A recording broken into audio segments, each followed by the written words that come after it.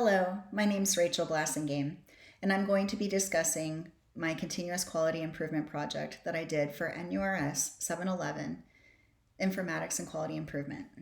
First, why did I choose the topic that I did for my CQI? The specific aim was to obtain a minimum of 8 hours of sleep per night to protect my health from chronic diseases. I expected by working on this problem, I would become more well-rounded in my self-care.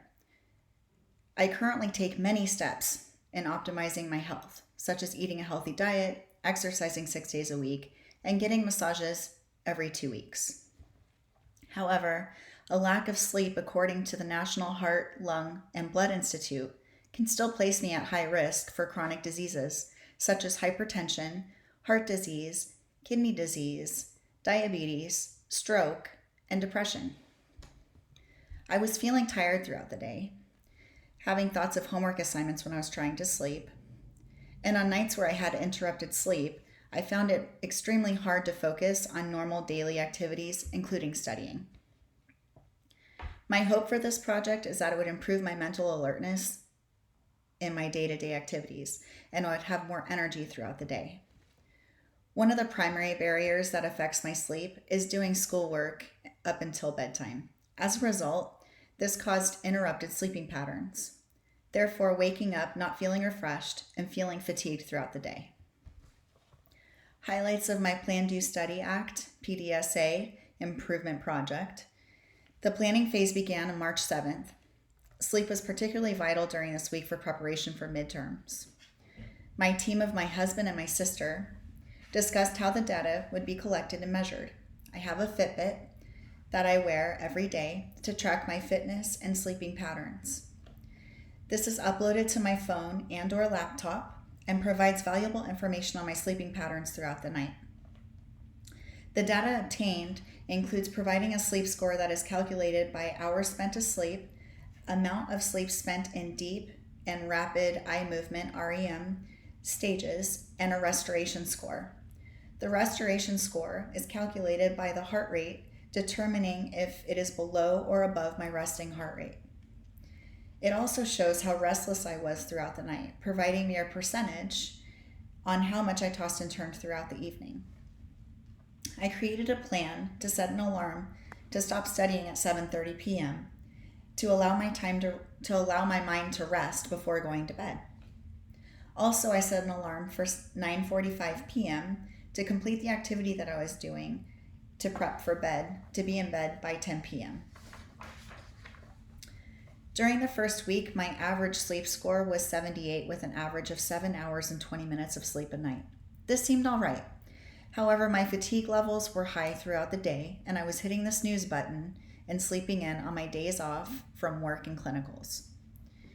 On March 14th, I began the implementation phase to take steps on improving my sleeping patterns. My alarms were set to stop studying and for a bedtime of 10 p.m. I kept a daily log that kept track of the amount of sleep, percentage of sleep, and stages of REM and deep, restoration score for the night, and any reasons why I was unable to go to bed at 10 p.m., or if there were any interruptions in the evening of my sleep. I soon realized that it was not only the amount of sleep that was important, but the quality of sleep as well. This changed the goal to obtain a minimum of 8 hours of sleep to reduce fatigue levels throughout the day.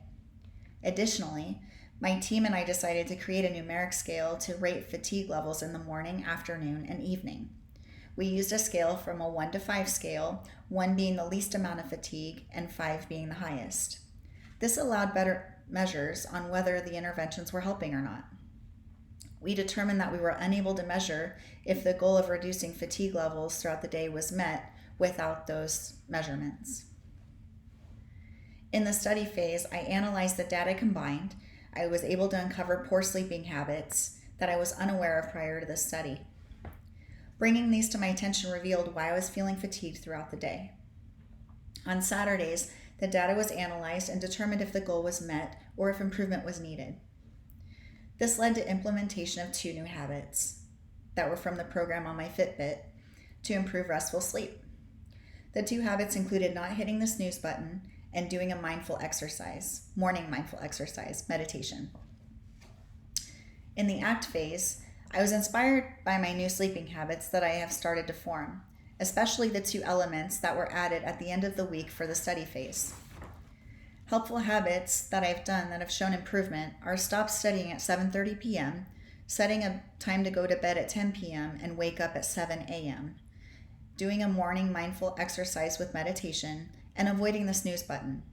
Improvement was seen. I would not change the idea. Outcomes of my improvement project: I have seen an increase in my energy levels throughout the day. Fatigue levels in the beginning were extremely high in the morning. I scored a 5 most of those mornings. For the last week, they were minimal, 1 or 2. The first week, on average, was 13.1 for fatigue levels. The second week was 8, and the last week was a huge improvement at 6.4. The second week, I saw an improvement in both the quality and average amount of sleep obtained, with 7 hours and 40 minutes and an average sleep score of 83. The final week showed the most improvement, with average sleep decreased to 7 hours and 39 minutes. However, an average sleep score of 86. The last week I felt the most rested and alert throughout the day with my day-to-day activities. Self-reflection on my own CQI plan. I found this extremely informative, and it helped me identify an area of weakness that I needed to improve on. I was aware prior to this project that my sleep was poor. However, I did not realize how much of an impact it had on my day-to-day activities until the implementation of the CQI. It wasn't really realistic to start it on the week of preparations for midterms. However, it was okay. It was challenging the first week to adapt to a set bedtime of 10 p.m., and that goal was not always met. There were circumstances that occurred where I was unable to go to bed at 10 p.m. An example of this is when I would work in the ER, and I would work from 9 a.m. to 9:30 p.m. To go to bed at 10 p.m., I wouldn't be able to do that because my mind was too busy and I needed some time to relax before going to bed. For the planning week, I was better at going to bed at the desired time. I have learned throughout this process how to be successful in creating new habits, and that it's okay to not meet the goal all the time. Tomorrow's a new day. Also, I learned different habits that can encourage restful sleep, such as going to bed at the same time every night and waking up at the same time every morning. The second week, particularly days 10 through 13, were the most difficult due to studying for midterms. Adhering to my alarm to stop studying at 7:30 p.m. didn't always happen, and it made me not want to go to bed at 10 p.m. My mind was too busy again. In turn, this resulted in high fatigue levels for that week and wanting to stay in bed longer.